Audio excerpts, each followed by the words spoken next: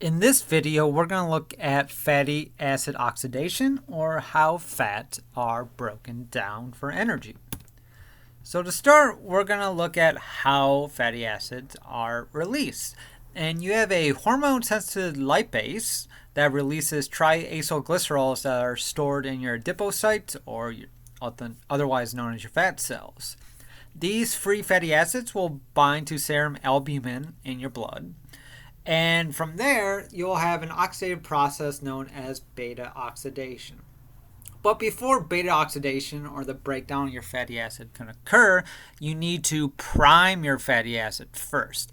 And so you do that by first taking your fatty acid, and with ATP, you're going to make an acetyl-CoA fatty acid. And acetyl-CoA synthetase will do this. Your overall reaction is fatty acid plus coenzyme A plus ATP will make your acetyl-CoA while spitting off pyrophosphate and AMP. Now, beta oxidation will occur in the mitochondria, but these acetyl-CoA fatty acids cannot naturally go through the mitochondria, so they need a transporter. And the way to do this is first, you take your acyl portion and you transfer it to carnitine. So here's carnitine, the molecule right there. You have your acetyl fatty acid, and you're going to make your acyl carnitine. Then carnitine palmitoyl transferase 1 and 2 is what's going to catalyze this reaction of making this carnitine with your acetyl group. Once this is ready, you'll have your carnitine carrier protein take your carnitine and your acyl over to your matrix. Here, you can spit off the carnitine, reform your acyl-CoA, and then carnitine is actually transported out using the same shuttle. So it's a very cool system. Acetyl-CoA, attach that fatty acid to carnitine, you lose the CoA. Carnitine will go into the matrix, add CoA back, lose your carnitine. Carnitine's pumped out by the same system. Now let's look at beta oxidation itself and its 4 steps. Step 1, you take your fatty acid CoA and you're going to form a trans double bond, your trans alpha beta double bond. This is performed by acyl-CoA dehydrogenase, or just AD. Once you have this double bond, you're going to add water to it, and you're going to form your hydroxyacyl coenzyme A. This is catalyzed by enol-CoA hydratase, or EH. Once you have your OH, you're going to form a ketyl acetyl now. So you're going to knock off the hydrogens, form a C double bond O. And what's doing this is another dehydrogenase, 3L-hydroxyacyl coenzyme A dehydrogenase, or HAD. Then once you have your ketyl acyl, you're ready to cut.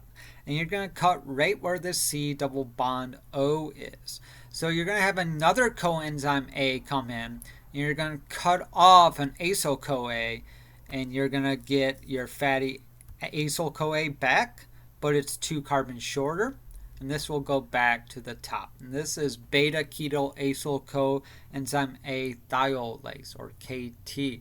So when we're chopping down fatty acids, we always do it in blocks of 2. We always knock off 2 carbons to make acetyl-CoA. This is actually the same molecule that you see at the beginning of the citric acid cycle, so acetyl-CoA. And we have different dehydrogenases. We have different ADs based on how long our fatty acid tail is. So we have one for short fatty acids, medium fatty acids, long fatty acids, and very long fatty acids. So once we do our first step, we're going to make different enol coenzyme A's. And based on our chain length, we have 1 of 3 systems that will run on our fatty acids. They're basically the same enzyme, but each of these enzymes are specific for, is it a short chain fatty acid? Is it a medium chain fatty acid or is it a long chain fatty acid? And the long chain version is a little bit special in that it's located on a protein that has 3 different spots for function, a trifunctional protein located in the inner mitochondrial membrane. And the reason for this is allows channeling of your substrate. That is, your substrate doesn't have to go or diffuse very far away to have the next reaction performed on it.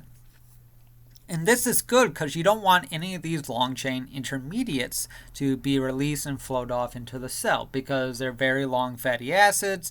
They can aggregate with other hydrophobic places, and that could be trouble for the cell. And that's it for this video. I will see you in the next one.